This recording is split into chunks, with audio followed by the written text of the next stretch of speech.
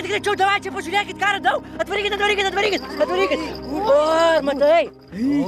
Čia kakalas. Tai net, o kas tu galvoji?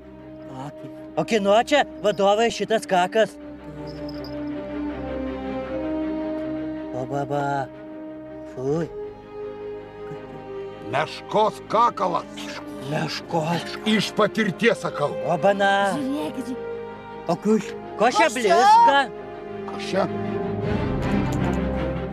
Taigi, vadovė čia toks pats skambutis kaip ir pas mus. Tai reiškia, kad meška suvalgė turistą? Ką? Taip išeina.